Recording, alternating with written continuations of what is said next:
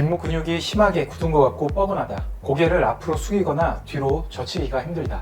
목 어깨가 아프고 고개를 가누기가 힘든 느낌이다. 등과 팔까지 저림증이 있는 증상. 머리가 무겁고 깨질 것 같이 아프다. 속이 울렁거리거나 메스껍고 어지럽다. 피로감이 심하고 눈 주위가 화끈거리거나 침침하거나 뻐근하다. 목이 아프면서 머리 위쪽으로 찌릿한 느낌까지 든다. 위에 언급한 증상들을 하루 이틀이 아닌 매우 자주 오랜 기간 동안 앓고 있다 보면 내가 혹시 뇌 쪽에 문제가 있는 거 아닌지 걱정을 하게 됩니다. 그래서 뇌 CT까지 찍게 되는데요. 나는 매우 아픈데 막상 찍었더니 검사상 이상 소견이 없다 라고 할 때가 제일 답답할 노릇입니다. 그래서 열심히 물리치료도 받고 스트레칭이나 마사지를 하는데도 증상들은 더더욱 나빠지게 되는데요. 가만히 있을 때조차 너무 힘든 느낌이 든다면 치료가 당장 필요합니다. 유형 첫 번째, 뒷목이 심하게 굳는 것 같고 뻐근하다. 이 증상이 가벼울 경우는 그냥 곽인장, 근육통 정도로 보고서 치료해도 효과가 좋습니다. 하지만 오랜 시간 동안 마사지나 스트레칭으로도 답이 없고 계속해서 증상이 있게 된다면 이건 후관절 증후군을 의심해 봐야 됩니다. 후관절 주변에 염증들이 심해지다 보면 경추에서 빠져나오는 신경들을 자극하게 될 수 있습니다. 염증들의 자극을 받은 신경들이 담당하고 있는 근육들이 수축, 이완, 기능 자체가 떨어질 수가 있습니다.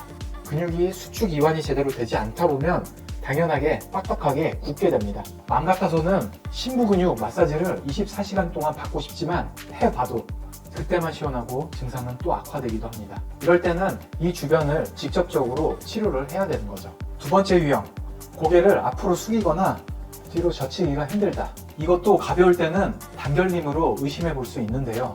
하루 이틀 그랬다가 좋아지면 상관없지만 하루 걸러서 자주 그런다면 목에 문제가 있는 거겠죠. 이럴 때는 경추 주변의 염증 문제나 신경 문제, 항인대 손상 등을 의심하면서 치료를 해야 합니다. 세 번째 유형, 뒷목과 어깨가 아프고 고개를 가누기가 힘든 느낌이다. 1번 유형과 2번 유형이 결합되어서 증상이 심해진 상태입니다. 경추 주변의 여무 조직의 손상이 광범위하게 진행되어 있음을 시사합니다. 네 번째 유형, 등과 팔까지 저림 증상이 있는 경우, 우리가 흔히 들어본 디스크 증상과 비슷하죠. 디스크 치료와 준해서 치료를 하되 팔과 등 쪽으로 분포하는 신경 주행 경로들을 모두 치료해 줘야 됩니다. 다섯 번째 유형, 머리가 무겁고 깨질 것 같다. 자주 편두통이 있다. 이건 아까 링크를 걸어드렸듯이 경추성 두통을 의심해 볼 수 있습니다. 아주 가벼운 증상일 때는 두개골 라인, 두파상근과 후두하근을 풀어주면 빨리 낫는데요. 풀어주면 잠깐 괜찮다가 다시 아프고 통증이 점점 심해지는 것 같다 싶으면 도침 치료가 들어가야 합니다. 이쪽을 풀기 위해서 심한 강도로 마사지를 오랜 기간 자주 받은 분들은 도침 치료가 들어가기 힘들 정도로 섬유화나 경결이 있는 경우가 매우 많습니다. 그런 분들의 경추에 도침 치료가 들어가면 탄탄한 섬유화 조직들이 뜯어지는 소리가 매우 잘 들리죠. 이렇게 치료하면 압력이 순식간에 많이 떨어집니다. 여섯 번째 유형, 목도 아프면서 속이 울렁거리거나 메스껍고 어지럽다. 이것 역시 후관절 증후군에 속하는 증상입니다. 후관절 주변에 반복적인 마찰이나 충격들을 주게 되면 염증들이 분비되게 됩니다.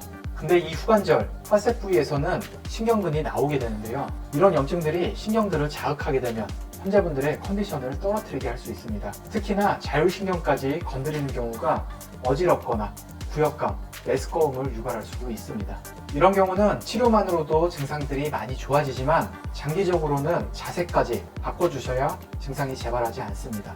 일곱 번째 유형, 피로감이 심하고 눈 주위가 뻐근하고 불편하고 화끈거린다.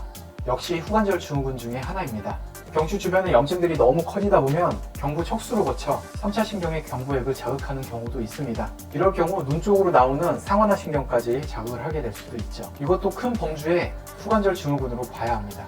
여덟 번째 유형, 뒷목이 아프면서 뒤쪽으로 찌릿하게 올라가거나 심하면 정수리 부위까지 찌릿찌릿 화끈화끈한 느낌이 나올 수 있습니다. 보통 후두신경통이라고 진단을 받는데요. 후두신경은 이렇게 분포하고 있습니다.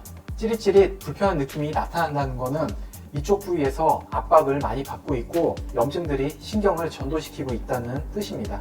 간혹 목심으로 여기를 정말 조진다라고 하는 표현이 맞을 정도로 심하게 압박을 주는 분들이 계시는데요. 이런 경우 악화가 많이 되기도 합니다. 지금까지 목이 아픈 유형들을 나열해 봤는데요. 어떠신가요? 여러분들이 가지고 있는 증상이 하나쯤은 있나요? 자세로 인해 경추가 지속적인 부하를 받다 보면 경추는 물론이고 경추의 관절면과 주변의 심부 근육, 후두골, 항인대, 추골 동맥 등 경추 주변에 불변이 생길 수밖에 없습니다. 이런 염증들이 차곡차곡 쌓이다가 증상들을 유발하게 되는 건데요. 침치료와 도침치료를 통해서 근육의 긴장을 풀고 신경 압박 및 염증들을 줄이게 됩니다.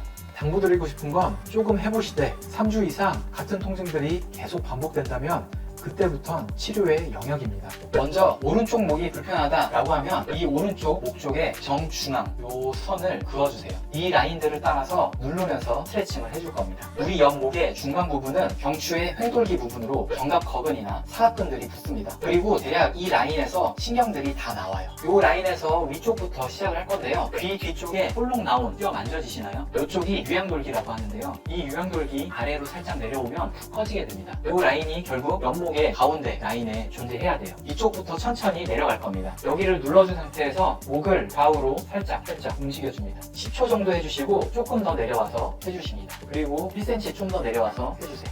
목 맨 하단까지 계속 내려갈 거예요. 지금 경추관절 이쪽이 불편하다라고 해볼게요.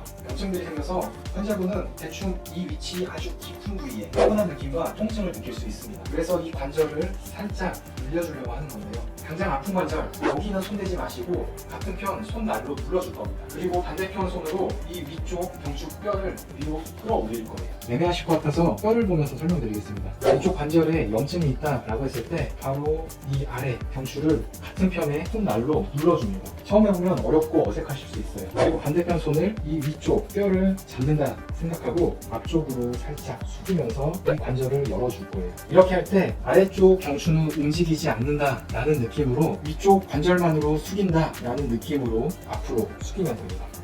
어때요? 조금 풀리셨나요? 이 방법은 그냥 고개를 숙여서 계속 늘려주는 이런 방식보다 내가 불편한 관절에 조금 더 힘을 실을 수 있는 방법입니다. 증상이 만성화되거나 범위가 점점 넓어진다면 전문가를 찾아서 적절한 치료를 받는 게 어떨까 합니다. 지금까지 펜랩이었습니다.